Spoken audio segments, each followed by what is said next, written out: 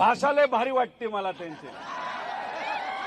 आक्रमक बोलतात, लढतात आणि भ्रष्टाचार झाला तर तुमच्या बरोबर ते प्रामाणिकपणे तिथं राहतात. काल परवा वर्ध्यामध्ये मोठं आंदोलन अशा पद्धतीचे एमपीएससी विद्यार्थ्यांच्या पाठिंब्यासाठी आणि टीईटी परीक्षाचा पेपर जो फुटला यासाठी कराळे सर तिथं विद्यार्थ्यांबरोबर उतरले होते. त्यांचं मी मनापासून छत्रपती संभाजीनगरच्या या सर्व विद्यार्थ्यांच्या वतीने या ठिकाणी आभार व्यक्त करतो. त्याच्याच बरोबर आशिष मगर सर असतील, रविकांतजी तुपकर असतील, माजी आमदार सुनीलजी भुसारा असतील, बाबासाहेबजी शिंदे सर असतील, त्रिशूलजी पाटील असतील, शिवराज भाऊ मोरे असतील, त्याच्याच बरोबर इतरही सर्व जे आपल्या या समितीचे पदाधिकारी प्रमोद पाटील, संग्रामभाऊ सूर्यवंशी, किरणजी निंबोरे, सर्वच मान्यवर मला या ठिकाणी बोलवलं त्यासाठी मी मनापासून आपल्या सगळ्यांचेच आभार व्यक्त करतो. आणि तुम्ही बोलवलं नसतं तरी मी इथं आलो असतो.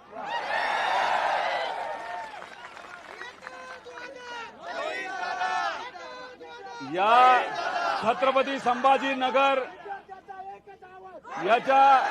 याच्याबद्दल, या शहराबद्दल जेव्हा आपण विचार करतो, या नावाबद्दल जेव्हा विचार करतो, आपल्या सगळ्यांना संघर्ष दिसतो. छत्रपती संभाजी राजेंनी परप्रांतीयांचं आपल्या स्वराज्यावर जे काय आक्रमण होत होतं त्याच्या विरोधात लढा उभारला, संघर्ष केला. आपल्या जवळच्या लोकांनी गद्दारी केली, आपल्या सिस्टमच्या विरोधात सुद्धा त्यांना संघर्ष करावा लागला. तसंच तुमची परिस्थिती आहे. हे जे पेपर फोडणारे लोक आहेत ते सत्तेतले लोक आहेत, त्यांना आपण परप्रांतीय बोलायला काही हरकत नाही. आणि आपल्याला दुसरी कुठली अडचण आहे? आपली आर्थिक अडचण, आर्थिक ताण. आपले आई वडील कष्ट करतात, शेतामध्ये राबतात, शेती करतात, मजुरी करतात, कसा तरी पैसा गोळा करतात आणि त्यातून कशी तरी तुम्ही फी देता. परीक्षेची फी असेल, नाही तर क्लासेसची फी असेल, पण प्रामाणिकपणे अर्ध जेवण खाल्लं तरी चालेल, पोहा खाऊन अख्खा दिवस काढला तरी चालेल, चहा बिस्किट खाऊन दिवस काढला तरी चालेल, पण आई वडिलाचं स्वप्न हे पूर्ण झालं पाहिजे यासाठी तुम्ही त्या ठिकाणी संघर्ष करता. आता कशासाठी आपण रस्त्यावर आलोय? बघा, हा निर्णय एमपीएससीचा निर्णय बघितलाय का? बर मला सांगा, लहानपणीपासून आपण एलकेजी मध्ये असताना आपले आई वडील नाही तर शिक्षक आपल्याला शिकवतात, अंगणवाडी पासून काय शिकवतात? बालवाडी घ्या नाही तर जन्मल्या घ्या, काय प्रॉब्लेम. बर आपला आकडा आता एक मागणी वाढत गेली तर इथं संपायचंच नाही आपल्याला, तिथं पोलीस जातील कोम्यात. मला सांगा, आपले जे कुठले आकडे आहेत तो आकडा कुठल्या नंबर पासून सुरू होतो? 1 नंबर. आणि एमपीएससीचा निर्णय जर बघितला 2 नंबर पासून सुरू झाले. म्हणजे निर्णय देत असताना सुद्धा त्याच्यामध्ये 2 नंबरी केली असं मला वाटतं. याचा जर तुम्ही पूर्ण अभ्यास केला, शेवटच्या पानावर कोणाची सही आहे? फक्त अध्यक्षाची सही आहे, बरोबर का नाही? अरे बाकी सदस्य कुठे गेले? बाकी सदस्यांची तुम्ही कधी सही घेणार? त्याच्यात अजून जर खोलात तुम्ही गेला, जर सगळं वाचलं, त्याच्यात सांगितलं आहे मध्य प्रदेशमध्ये, उत्तर प्रदेशमध्ये, बिहारमध्ये, तमिळनाडूमध्ये, केरळमध्ये अशाच पद्धतीने ऑनलाईन परीक्षा घेतल्या असं सांगितलंय. हे साप चुकीचे, हे साप खोटं आहे. मी तुम्हाला सर्वांना सांगतो, या सर्व राज्यांमध्ये येणाऱ्या महिन्यांमध्ये ज्या परीक्षा घेतल्या जाणार आहेत त्या सगळ्या ऑफलाईन पद्धतीच्या आहेत. त्यामुळे मग आमच्या विद्यार्थ्यांना आणि सर्व लोकांना तुम्ही का फसवतायत असा आमचा प्रश्न आहे. त्याच्याच बरोबर तुम्हा सर्वांना सांगतो, तुम्ही तुमच्या हक्कासाठी लढताय, आम्ही तुमच्या बरोबर आहोत, पण सुप्रीम कोर्ट सुद्धा तुमच्या बरोबर. त्यांना आपल्या प्रधानमंत्री साहेबांच्या अडचणी माहितीत मनात काय? त्यांना आपल्या प्रधानमंत्री साहेबांच्या अडचणी माहितीत मनात काय हे माहिती आहे. त्यांना बऱ्याच गोष्टी माहिती आहे, पण त्या ट्रम्प तात्याला हे माहिती आहे.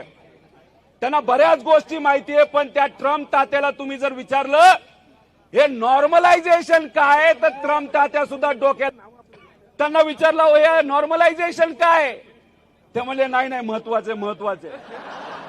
म्हणले याला फॉर्म्युला वगैरे काय हाय का, नाही नाही महत्वाचे महत्वाचे आहे. अरे मला काय कळेलच काय. आता 2 दिवसापूर्वी पुण्यामध्ये तुमच्यासारख्या काही विद्यार्थ्यांची चर्चा करत होतो.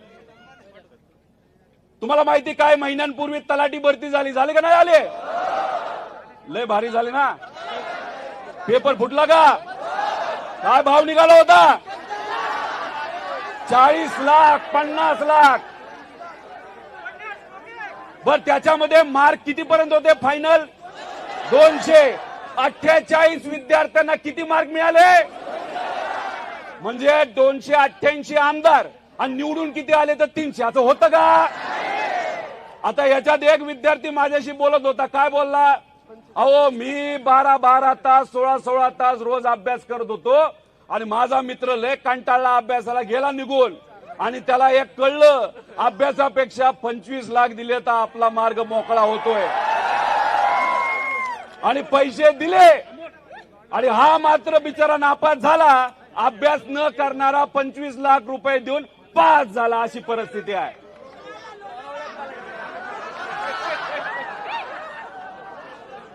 हे का ठेवलं गेलंय तुम्हाला सांगतो. नॉर्मलायझेशन त्याच्यामध्ये आपल्याला कन्फ्युजन व्हावं. तुम्ही जर बघितलं असेल, एक मुलगा मला बोलला मी अभ्यास करायचो कितीतरी तास, मी तिथं लायब्ररीमध्ये बसायचो, मला मार्क पडले 92 आणि नॉर्मलायझेशनली ते झाले 110 आणि माझा भाऊ पुस्तक सुद्धा उघडत नव्हता, तो बसायचा दुकानावर आणि वेळ आहे म्हणून दिली परीक्षा, त्याला मिळाले 80 आणि नॉर्मलायझेशनच्या नंतर तो गेला 160च्या पुढे. काय जेव्हा तुम्ही ओएमआरच म्हणतात ना, त्या परीक्षेमध्ये ब्लॅक अँड व्हाईट असतं सगळं, बरोबर का नाही. त्याच्यात कुणी गंडवागंडवी करू शकतं का. गेल्या 25 वर्षामध्ये एमपीएससीचा एक तरी पेपर फुटलाय का. आणि मग तशा पद्धती त्या ठिकाणी जर तुमच्यावर अन्याय झाला तर तुम्ही तुमचा कागद आन्सर शीट घेऊन कोर्टामध्ये जाऊ शकता, आयोगामध्ये जाऊ शकता. जाता का नाही जाऊ शकत. पण मग काय त्याला पर्याय काढून यांनी नॉर्मलायझेशनचं एक मोठं काहीतरी कॉन्सेप्ट आणले आणि मग त्याच्या मागे लपून ज्या लोकांकडनं पैसे आलेत, ज्या लोक आपल्या विचाराचे आहेत, अशा लोकांना आत घेतलं जातं, दाखवलं जातं की नॉर्मलायझेशन झाल्यामुळे त्यांना जास्त मार्क पडले. अन्यायकारक आहे का नाही, आहे का नाही सांगा मला तुम्ही सांगा. जर पैसे देऊन एखादा अधिकारी माणूस झाला तर उद्या एखादा गरीब शेतकरी मजूर सामान्य व्यक्ती त्या अधिकाऱ्याकडे गेला, फुकटात सेवा देणार आहे का, पैसे घेणार का नाही घेणार. मग हे फक्त विद्यार्थ्यांची लढाई नसून सिस्टम मध्ये पैसे देऊन जे कोणी अधिकारी होतात त्यांच्या विरोधातली ही लढाई आहे. त्यासाठी ही लढाई अतिशय महत्वाची आहे. तुम्ही बघत असाल एका आमदाराची किंमत किती, एका किंमत किती. बर एवढे पैसे तुमच्याकडे आहेत ना, तुमच्याकडे नाही हो, सरकारकडे आहेत, नेत्यांकडे आहेत. मग आमच्या विद्यार्थ्यांकडनं 1000 रुपये घेण्याचं कारण काय. अहो मला एक मुलगा म्हणाला एमपीएससीच्या मी 10 परीक्षा दिल्यात, 10 परीक्षाच्या 10 पेपर मी पास झालो, पण मी सरळच्या 12 परीक्षा दिलोय, एक सुद्धा पास झालो नाही. आणि याच्यात तो म्हणाला 12 ते 13 हजार रुपये आम्हाला द्यावे लागले. तुम्ही 10वी 12वी देऊन आलेला आहात का नाही आलेला आहात. बर 10वीचे पेपर जेव्हा घेतात 10-12 लोकांचे, नाही तर 12वीचे घेतात ते काय ऑनलाईन घेतात का. म्हणजे त्याचा अर्थ तुम्हाला शाळा खोल्या देतात, बेंच देतात, वर्ग खोल्या देतात आणि अख्ख्या महाराष्ट्रामध्ये एकदाच परीक्षा होती का नाही. मग 10-12 लाखाची ती परीक्षा होती, 12वीची होती. युपीएससीची परीक्षा 8 लाख विद्यार्थी त्याच्यासाठी बसतात ती होती. आणि मग इथं तुम्ही कारण काय देता की नाही काय आहे ते प्रॉब्लेम होतो, पेपर फुटतो म्हणून आम्ही ऑनलाईन करायला चाललेलो आहोत.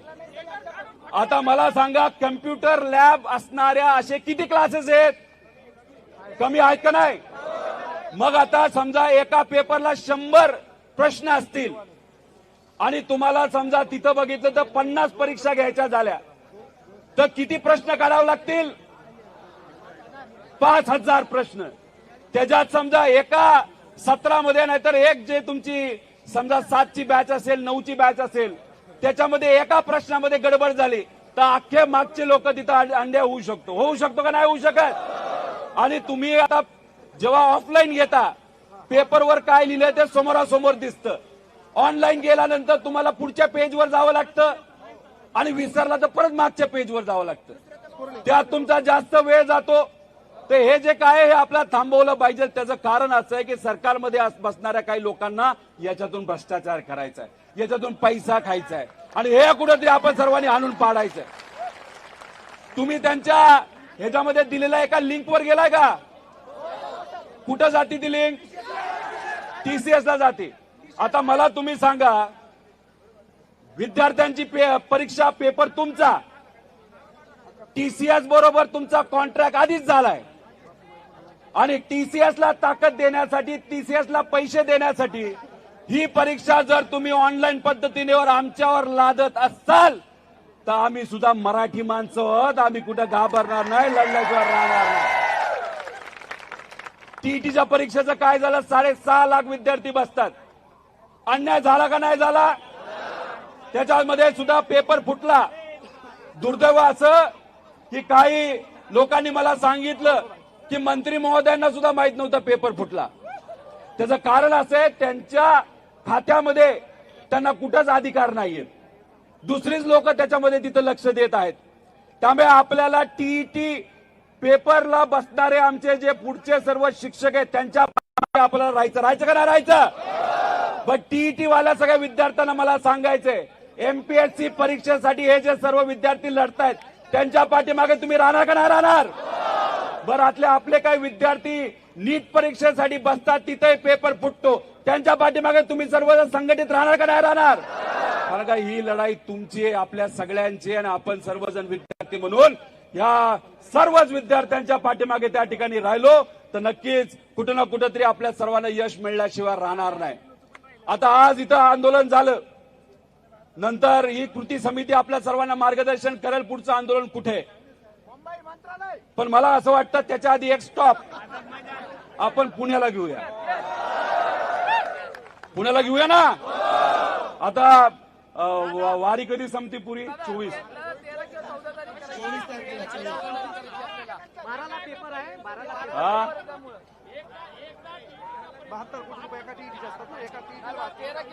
हा, बघा, मला असं वाटतं आंदोलन करत असताना स्टेनोचा पण विषय महत्वाचा आहे. मी स्वतः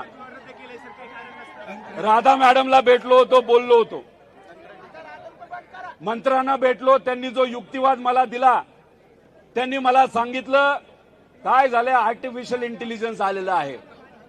आता फोनवर बोललं तरी टायपिंग होतं, मग टायपिस्टची काय आपल्याला जरूरत आहे असं त्यांनी मला सांगितलं.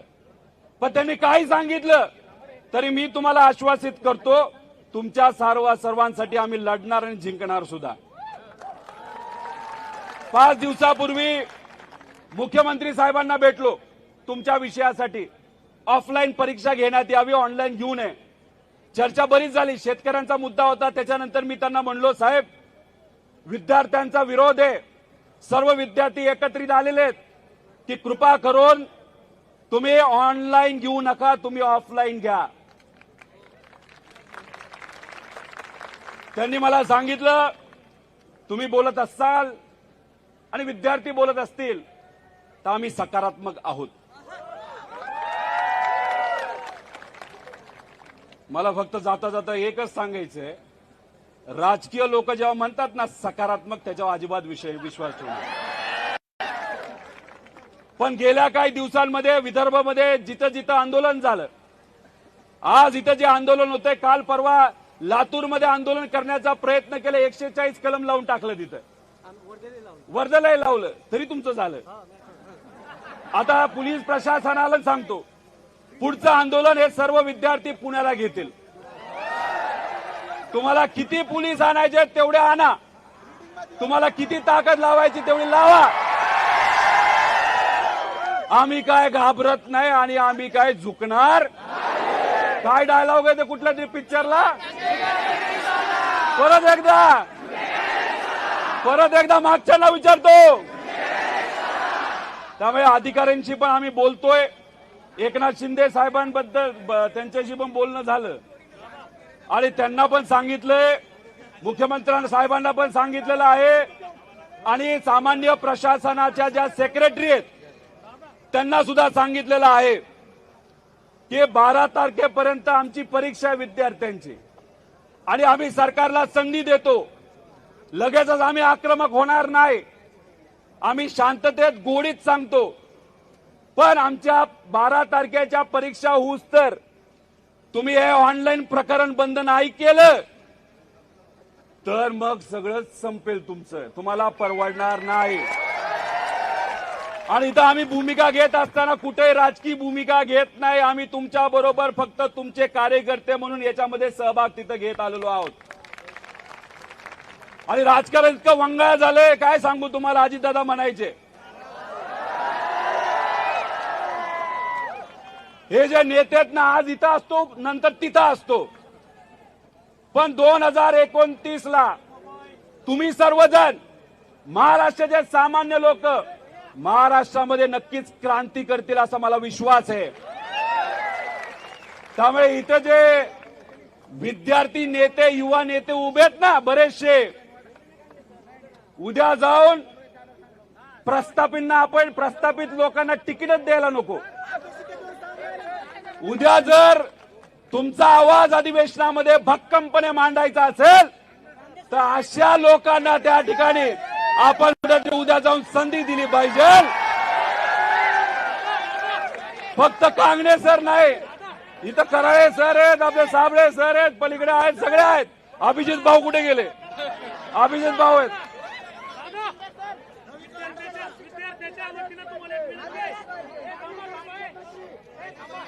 विद्यार्थ्यांच्या वतीनं तुम्हाला एक विनंती आहे. एमपीएससीने जो आदेश काढलाय तर तुम्ही आता फाडा. एमपीएससीने जो आपला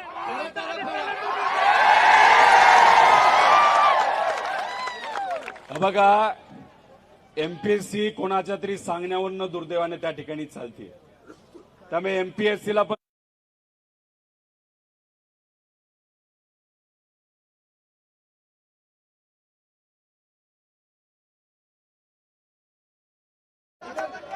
कारण का वनरक्षक सगळेच रे बाबा, सगळेच.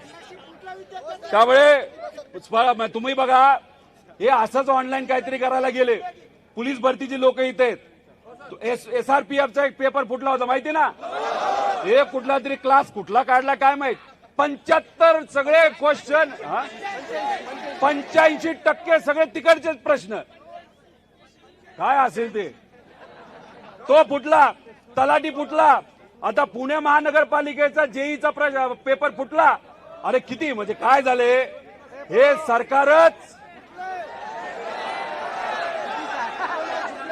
सरकारच कशावर उभं राहिलंय. पक्ष, नेते, आमदार, खासदार. त्यामुळे यांना काय वाटतं की पेपर फुटला पाहिजे. अरे तुम्हाला काय वाटतं त्याच्यापेक्षा आमच्या विद्यार्थ्यांना काय वाटतं हे महत्वाचं आहे. आम्हाला वाटतं हे ऑनलाईन परीक्षा तिथं नको, आमची ही ऑफलाईन तिथं पाहिजे. आणि हेच बोलत असताना उद्या जाऊन जेव्हा केव्हा संघर्षाची वेळ येईल ना, तुम्हाला आपल्या सगळ्यांना रस्त्यावर उतरावं लागेल. आता खरं तर एक क्रांती चौकामध्ये मोठं आंदोलन होणार होतं, परमिशन नाही मिळाले.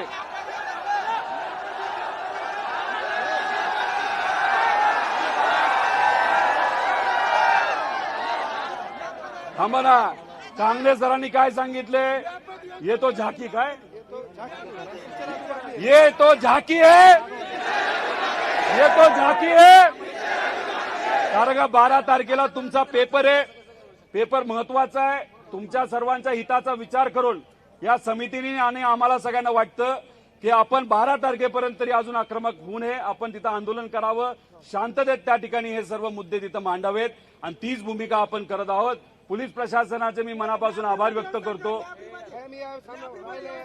हा अरे बाबा सगळं माहितीये.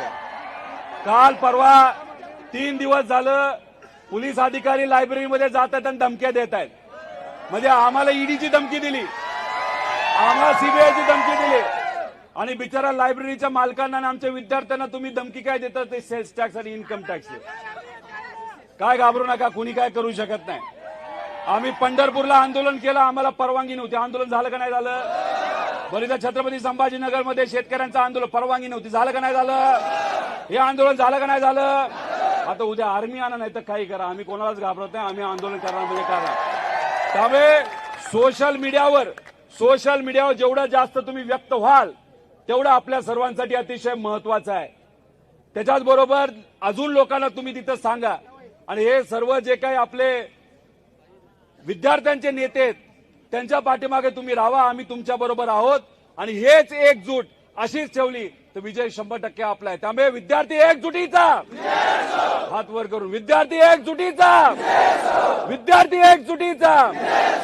जय हिंद, जय महाराष्ट्र, जय विद्यार्थी.